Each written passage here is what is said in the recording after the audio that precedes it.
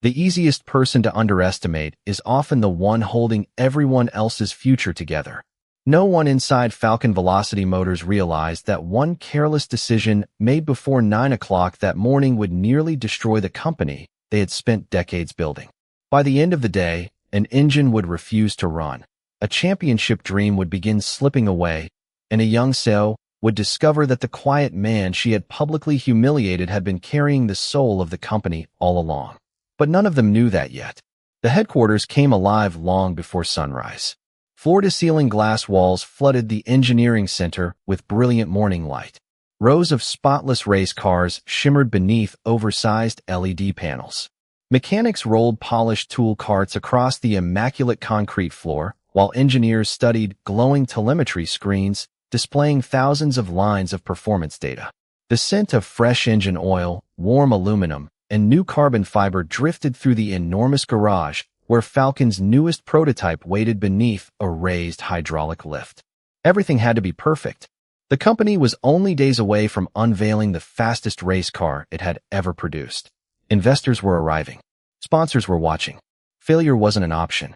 Near the far corner of the garage, almost invisible among the busy technicians, Daniel Carter quietly knelt beside the exposed engine compartment.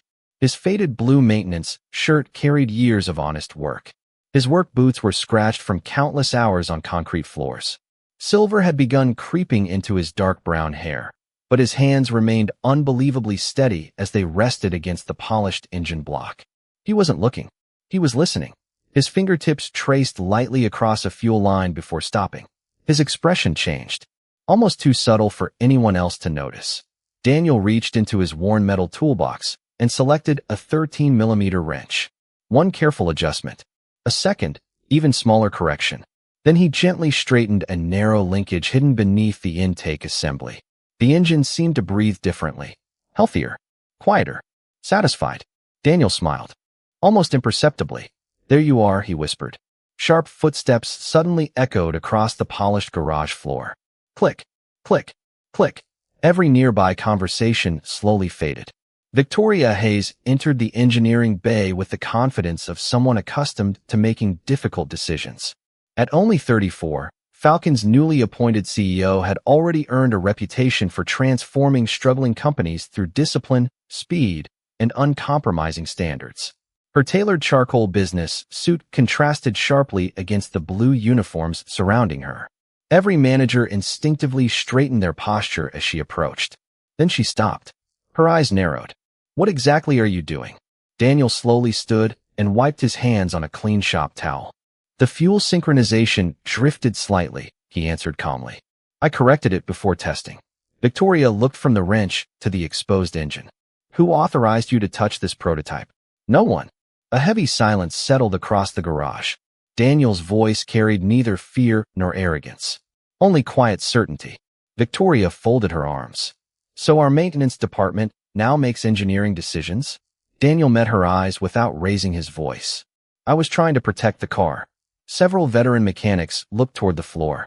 They already knew where this conversation was going. Victoria took another step closer. "You don't protect million-dollar race cars. You clean around them." A few nervous laughs escaped from younger employees. Daniel never reacted. He simply stood there, still, respectful. Victoria removed the employee badge hanging from his shirt and held it between two fingers. "As of this moment," she said loudly enough for the entire garage to hear, "you're terminated." No one moved. No one spoke. Daniel accepted the badge from her hand, unclipped it himself, and placed it gently on the nearest workbench. Then he picked up his old metal toolbox without a single complaint. While dozens of engineers watched in complete silence, the quiet single father walked toward the exit, leaving behind the very engine that no one else in the building truly understood. The heavy glass. Doors closed behind Daniel Carter with a quiet hydraulic sigh. He didn't look back. He had spent 23 years walking into Falcon Velocity Motors before sunrise, and now he walked away carrying nothing except an old metal toolbox and the dignity no one had managed to take from him. Outside, the morning air felt cooler than usual. Delivery trucks rumbled past the industrial park while the distant sound of freight trains drifted across the city. Daniel paused beside his weathered blue pickup truck, placing the toolbox gently onto the passenger seat before resting both hands on the steering wheel. He remained there for a long moment. Not because he was angry, because he was saying goodbye. The building reflected brilliantly in the truck's windshield, its glass walls sparkling beneath the autumn sun. Somewhere inside, engineers were preparing the race car he had quietly protected only minutes earlier. He whispered softly, "I hope she listens to you." Then he started the engine and drove away. Across town, Maple Grove Elementary had just dismissed its morning enrichment program.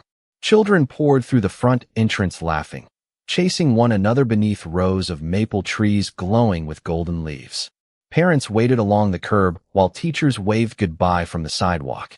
One little girl searched the parking lot with bright blue eyes. Then she smiled.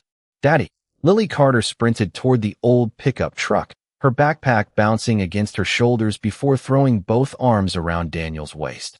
"You came." Daniel laughed warmly and lifted her into the air. "I told you I would." She hugged him tighter. "You always do." As they climbed into the truck, Lily noticed something unusual. "Daddy." He looked over. "Where's your company badge?" For the briefest moment, silence filled the cab. Daniel smiled gently. "I don't need it today." She accepted the answer without another question. Children often trusted love more than explanations. On the drive home, Lily excitedly talked about her science project, spelling test, and how her teacher had complimented the small wooden race car Daniel helped her build over the weekend. Mrs. Parker said nobody. "Elsa's dad makes toys like mine." Daniel smiled. "That's because yours isn't a toy." She giggled. "It's a race car." Exactly. Their farmhouse stood at the edge of a quiet rural road surrounded by old oak trees and split-rail fencing. The white paint had begun to fade, and the porch steps creaked beneath every footstep, but everything was carefully maintained. Inside the detached garage, shelves overflowed with neatly labeled tools, polished engine parts, and carefully organized storage boxes. Nothing expensive, everything meaningful. Lily hurried toward a small red go-kart resting on metal stands. "Can we finish it today?" Daniel rolled up his sleeves. "I think we can." Father and daughter worked side by side without rushing. Daniel never grabbed the wrench from her hand. He waited patiently while she struggled with each bolt, occasionally offering quiet guidance, but never taking over. "Too tight?" she asked. "What do you think?" She spun the wheel slowly. The bearing resisted. She loosened the nut half a turn. The wheel rotated freely. Her face lit up. "I fixed it." Daniel nodded proudly. "No, you figured it out." There was a difference. As Lily returned to polishing the small body panels, Daniel walked toward an old steel cabinet hidden beneath a canvas tarp. He unlocked it. Inside rested dozens of leather-bound engineering journals, original race car blueprints, championship photographs, and framed patents stretching back more than 2 decades. Every design carried the same handwritten signature. Daniel Carter. Every championship-winning platform Falcon Velocity had celebrated began inside those notebooks. Yet no newspaper had ever called him a genius. No television interview had ever shown his face. He had never wanted either. Daniel quietly closed the cabinet and looked toward his daughter, who was humming happily while tightening another bolt with both hands. He smiled to himself. Some people spent their lives building faster race cars. He had already discovered something far more important to build. The afternoon testing session began with quiet confidence. Inside Falcon Velocity's engineering center, dozens of technicians gathered around the prototype as bright white lights reflected across its flawless crimson bodywork. Laptops lined the workbenches. Diagnostic monitors streamed thousands of lines of live telemetry. Coffee cups sat untouched beside stacks of engineering reports. Everyone believed the hardest part of the project had already been finished. After all, the man they had fired that morning had only adjusted one small linkage. How important could that possibly have been? Victoria Hayes stood behind the control station with her arms folded. "Let's begin." Lead engineer Marcus Reynolds nodded toward the driver seated inside the cockpit. Ignition sequence starting. The starter motor spun. The engine fired immediately. A deep, confident rumble rolled through the enormous garage. Several younger engineers smiled. Oil pressure climbed exactly as expected. Fuel pressure remained stable. Battery voltage was perfect. Marcus nodded. So far, so good. Victoria allowed herself a small smile. "I told you." Then, almost too quietly to notice, A faint metallic clicking emerged beneath the steady rhythm of the engine. Click, click, click. Marcus frowned. Did you hear that? One technician adjusted his headset. Hear what? Before Marcus could answer, the clicking became a sharp mechanical knock. Knock, knock, knock. The entire chassis vibrated. Warning lights exploded across the telemetry screens. Fuel synchronization error. Combustion instability. Emergency protection mode. The engine shut itself down without warning. Silence rushed into the garage. Nobody moved. Marcus stared at the frozen monitor. Run the diagnostics again. Within minutes, engineers surrounded the race car from every direction. One disconnected sensors. Another inspected wiring. Two mechanics removed protective engine covers. Software specialists searched through thousands of lines of data. Everything appeared normal. Every measurement fell within factory tolerance. Nothing explained why the engine refused to run. Victoria's confidence slowly disappeared. There has to be something. Marcus shook his head. We're not seeing it. An hour passed. Then another. The prototype started 3 more times. Each attempt ended exactly the same way. 3 seconds. A metallic knock. Emergency shutdown. The atmosphere inside the garage changed. Nobody laughed anymore. Nobody spoke louder than necessary. The only sounds came from cooling fans, clicking keyboards, and quiet footsteps crossing polished concrete. Near the back of the engineering floor, veteran mechanic Frank Holloway watched everything without saying a word. 38 years inside Falcon Velocity had taught him that machines always told the truth. People simply failed to hear it. He slowly walked toward the silent prototype. The younger engineers stepped aside. Frank rested one weathered hand gently against the engine cover. He closed his eyes. The gesture looked almost strange to everyone watching. Marcus finally asked, "What are you doing?" Frank opened his eyes. "Listening." Several engineers exchanged puzzled glances. "It's not running." Frank nodded. "I know." He looked directly at Victoria. But someone already heard what it was trying to say. The room grew quiet. Victoria understood immediately. The maintenance worker. Frank didn't answer. Instead, he slowly removed his safety glasses. His name is Daniel Carter. Marcus lowered his tablet. "You really think he knew?" Frank almost smiled. "I've worked beside Daniel longer than you've been alive." He looked back at the disabled engine. "I've never once seen him guess." Victoria remained silent. For the first time since becoming CEO, certainty no longer lived behind her eyes. Instead, something unfamiliar appeared. Doubt. Outside, evening sunlight poured through the massive glass walls, casting long golden reflections across the motionless race car. The engine waited in complete silence, almost as if it already knew the only man who truly understood its heartbeat had quietly driven away hours earlier. The engineering archive sat beneath the oldest wing of Falcon Velocity Motors, hidden behind a thick steel door that most employees had walked past for years without ever noticing. It was a place where history rested quietly, untouched by quarterly reports, executive meetings, or corporate ambition. Dust floated through narrow beams of afternoon sunlight that slipped between high windows, illuminating rows of gray filing cabinets stretching from floor to ceiling. Frank Holloway unlocked the heavy door with an old brass key. The hinges groaned softly. Victoria Hay stepped inside without saying a word. Marcus Reynolds followed close behind, carrying a tablet that suddenly felt useless in a room built long before cloud servers and digital storage. The air smelled of aged paper, machine oil, and cedar shelves. "This room existed before computers," Frank said quietly. "Every original design was stored here." Victoria slowly looked around. Every cabinet carried carefully engraved labels. Powertrain development, championship programs, prototype engineering, foundational systems. Frank stopped before a cabinet whose paint had faded with time. He pulled open the long steel drawer. Inside rested dozens of oversized engineering blueprints tied neatly with cloth ribbons. He carefully placed the first drawing across an old drafting table. Marcus leaned closer. Every measurement had been drawn by hand. Every tolerance was written with astonishing precision. Every correction carried detailed engineering notes in clean blue ink. Victoria's eyes moved toward the signature in the lower corner. D. Carter. Frank quietly unfolded another blueprint. The same signature. Another. Again. Another. Again. Silence slowly filled the room. Marcus whispered almost to himself. They're all signed by him. Frank nodded. Every championship platform from the last 20 years. Victoria reached for a framed photograph hanging above the drafting table. It showed Falcon's first national racing title. Drivers stood proudly holding trophies. Executives smiled at television cameras. Standing quietly near the back of the group was a younger Daniel Carter. No trophy, no spotlight. His sleeves were rolled above his elbows, and instead of looking toward the cameras, he was looking at the race car. Frank smiled faintly.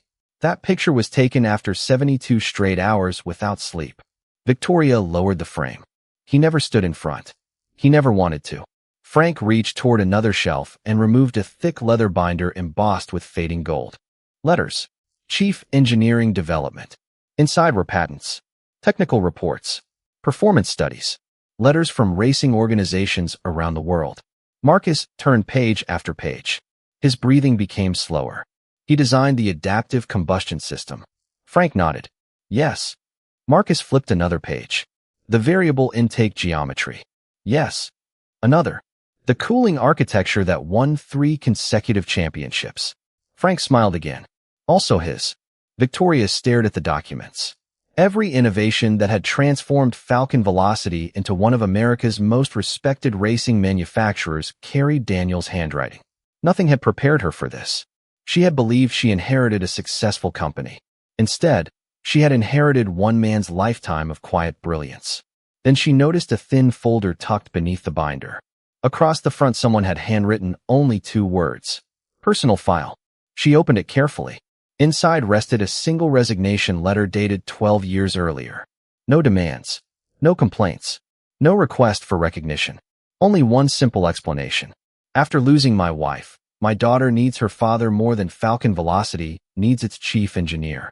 If there is any position that allows me to remain close to home while continuing to serve this company, I will accept it with gratitude. Victoria read the final sentence twice. Her fingers tightened around the page. Frank quietly broke the silence. He never stepped down because he stopped loving this company. Victoria looked at him. He stepped down because someone needed him more. The room fell completely still. Outside the archive, engineers continued searching for an answer inside a race car. Inside the archive, Victoria had just discovered that the answer had quietly walked out of the building carrying nothing more than an old toolbox and the heart of Falcon Velocity itself. Victoria Hayes remained inside the archive long after Frank Holloway quietly returned to the engineering floor. The silence surrounding her felt heavier than any boardroom she had ever entered. Dust drifted through narrow rays of afternoon light, settling gently across shelves that held the true history of Falcon Velocity. For the first time since accepting the role of CEO, she wasn't studying financial forecasts or production schedules. She was studying the life of a man she had dismissed in less than a minute. She opened another weathered binder. Instead of engineering drawings, it contained photographs. Daniel Carter stood beside championship-winning race cars in nearly every image, but something immediately caught her attention. He was never standing in the center. He always positioned himself near the edge of the group. Drivers held trophies. Executives shook hands. Sponsors smiled proudly for cameras. Daniel simply looked at the cars, almost as if their success mattered more than anyone knowing his name. Frank quietly returned carrying a small cardboard storage box. I thought you should see these. He placed it on the drafting table. Inside were handwritten letters. Some came from retired drivers, others from young engineers. One after another, they thanked Daniel not only for teaching them how to build faster machines, but for teaching them patience, humility, and responsibility. Victoria looked up. They all wrote to him. Frank nodded. Most of them still call him every Christmas. She carefully unfolded another letter. It came from one of America's largest racing manufacturers. The offer was extraordinary. Chief Technical Officer, unlimited research funding, private aviation, a salary several times larger than Falcon could ever provide. She looked at Frank in disbelief. He turned this down? He turned down every one of them. Why? Frank smiled softly. Because Richard Falcon gave him his first chance. He paused. And Daniel never forgot that. Victoria lowered the letter. Loyalty like that is rare. Frank gently corrected her. No. Gratitude like that is. Another photograph slipped from the bottom of the box. This one wasn't taken at a racetrack. It showed Daniel standing beside a smiling woman with chestnut hair while holding a little girl on his shoulders. Lily couldn't have been more than 4 years old. Victoria studied the woman's face. His wife, Claire. Frank's voice became quieter. She taught music at Maple Grove Elementary. What happened? For several seconds, the older mechanic simply looked at the picture. Finally, he answered. A drunk driver crossed the center line. Victoria closed her eyes. I'm sorry. So was Daniel. Frank carefully picked up the photograph. He buried his wife on a Thursday. He swallowed gently. On Monday morning, he still came to work. Victoria listened without speaking. He finished the championship engine because he refused to let his team fail. Frank looked toward the resignation letter lying open on the table. Then he walked into Richard Falcon's office. He resigned. He asked for less. Victoria whispered almost to herself. So he could raise Lily. Frank nodded. He said race cars could wait. But childhood couldn't. The words lingered in the room long after they were spoken. Far above them, the distant sound of another failed engine test echoed faintly through the building. Frank looked toward the ceiling. They're still trying. Victoria slowly folded the resignation letter and placed it back into its folder with both hands. Outside, engineers continued searching for a mechanical solution. Inside, she had discovered something far more valuable. The company had not been built by ambition alone. It had been built by a quiet father who willingly exchanged the highest title in American motorsports for bedtime stories, school pickups, scraped knees, science projects, and the chance to watch his little girl grow up. And for the first time since that terrible morning, Victoria understood that she had never truly fired a maintenance worker. She had sent away the man whose character had been every bit as extraordinary as the machines he created. Race day arrived beneath a brilliant autumn sky, but there was no excitement inside Falcon Velocity's garage. Before sunrise, transport trailers had already filled the paddock at Riverside International Speedway. Floodlights reflected across polished race cars while mechanics hurried between tire racks, diagnostic stations, and rolling tool cabinets. Television crews prepared their cameras. Sponsors welcomed guests into luxury hospitality suites. Thousands of fans slowly filled the grandstands, unaware that one of the championship favorites was fighting a battle no one could see. The prototype stood in the center of the garage with its body panels removed. Its heart remained silent. Marcus Reynolds stared at another stream of telemetry scrolling across 3 large monitors. Fuel pressure is stable. A systems engineer answered immediately. Cooling system is normal. Another voice followed. Battery output is perfect. Victoria Hayes looked from one screen to another. Then why won't it stay alive? No one replied. Marcus took a slow breath. Let's try another ignition cycle. The starter engaged. The engine roared to life. Every mechanic instinctively looked toward the exhaust. 1 second. 2. 3. Hope returned. Then came the sound. Click. Click. Knock. The vibrations spread through the chassis. Emergency protection activated. The engine shut itself down once again. Silence settled over the garage. Nobody cursed anymore. Nobody argued. Even frustration had grown tired. Outside, an announcer welcomed spectators to championship day. Inside, Falcon Velocity's engineers stared helplessly at a machine they no longer understood. Frank Holloway slowly removed his work gloves. We're out of time. Marcus lowered his tablet. We still have 48 minutes. Frank shook his head. I wasn't talking about the clock. Victoria turned toward him. The older mechanic met her eyes. You already know who can fix this. She didn't answer. Because she did. Across town, Daniel Carter tightened the straps, securing a small homemade go-kart onto a weathered utility trailer behind his old blue pickup truck. Lily skipped around the driveway wearing a bright red racing cap 2 sizes too large. Daddy, she grinned. Do you think real race drivers get nervous? Daniel smiled while checking the trailer lights. The honest ones do. She laughed. I won't. We'll see. She climbed into the passenger seat and hugged a small notebook filled with sketches of race cars she dreamed of building someday. You promised we'd watch the fastest cars in America. Daniel started the truck. I keep my promises. The old pickup rolled toward Riverside Speedway. Not because Falcon had invited him. Not because anyone expected him. Only because one little girl believed Saturdays were meant to be spent with her father. Back inside Falcon's garage, anxiety spread through every corner of the team. The lead driver paced beside the disabled prototype. This thing won't survive qualifying. Marcus rubbed both hands across his face. I've checked everything. Frank quietly interrupted. No. You checked everything, you understand. The words landed harder than anyone expected. Victoria slowly closed her eyes. For the first time in years, pride no longer felt like leadership.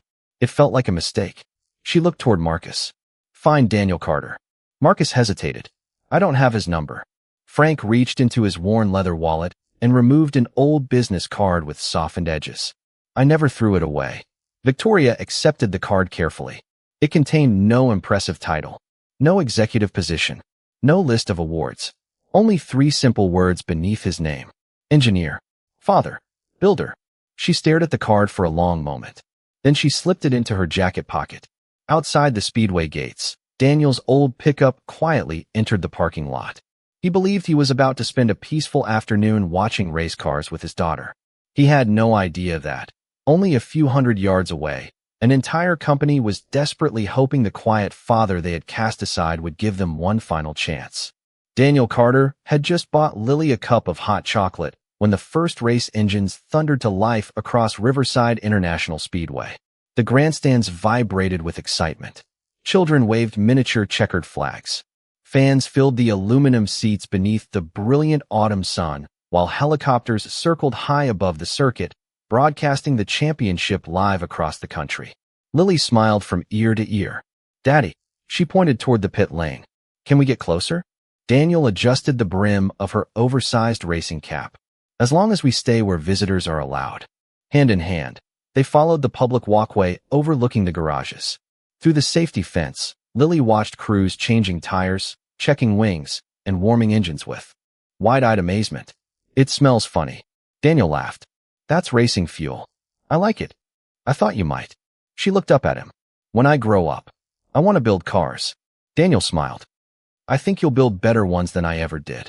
Before Lily could answer, someone called out from behind them. Mr. Carter. Daniel turned. Marcus Reynolds was weaving through the crowd as quickly as he could, his Falcon Velocity credential bouncing against his chest. His breathing was uneven, and sweat covered his forehead despite the cool morning air. He finally stopped a few feet away. Daniel. Daniel nodded politely. Good morning, Marcus. Marcus glanced at Lily before lowering his voice. I need to ask you something. Daniel waited patiently. The prototype is failing. Silence. We've tried everything. Another pause. It won't survive qualifying. Daniel looked toward the Falcon garage across the paddock. Even from this distance, he could see mechanics rushing between workstations. Stress moved differently inside a racing team. You could almost hear it. Marcus swallowed. Victoria sent me. Daniel remained quiet. She wants you to come back. Lily looked from one adult to the other. They're talking about the red race car? Daniel nodded gently. They are. Marcus took another careful step forward. I know what happened yesterday. I'm sorry. Daniel offered a small, understanding smile. You don't owe me an apology. Marcus lowered his eyes. Maybe not. But I still wanted to say it. For several seconds, no one spoke. The distant roar of another qualifying engine echoed across the speedway before fading into the morning sky. Daniel looked down at Lily. What do you think? She tilted her head thoughtfully. They need help. They also fired me. I know. She squeezed his hand. You always tell me. Daniel smiled. What do I always tell you? She answered immediately. If someone is broken, you help them. Daniel's smile grew a little wider. And if someone hurts your feelings? She thought carefully. You don't let that stop you from doing what's right. Marcus quietly looked away. The words struck him harder than he expected. Daniel knelt until he was eye level with his daughter. Would you mind waiting with Mrs. Parker at the family lounge for a little while? Lily nodded. Only if you promise we'll still watch the race together. I promise. Promises mattered, especially to fathers. Daniel stood and picked up his old metal toolbox from the back of the pickup. The worn steel corners reflected the bright sunlight. Nothing about it suggested championships. Nothing about it suggested genius. It looked like the ordinary toolbox of an ordinary mechanic. Together, Daniel and Marcus walked toward Falcon Velocity's garage. One by one, mechanics noticed him approaching. Conversations stopped. Power tools fell silent.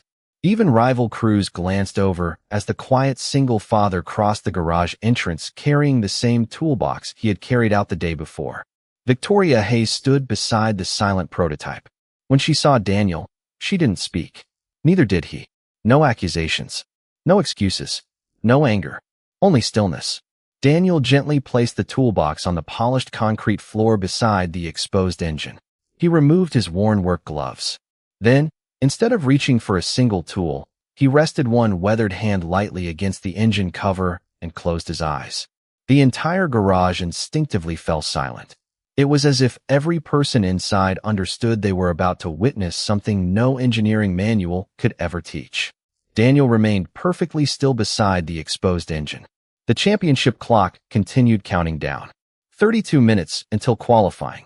Around him, more than 40 engineers, mechanics, executives, and race officials stood in complete silence. No one dared interrupt him.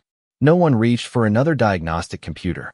The endless stream of technical opinions that had filled the garage all morning simply disappeared.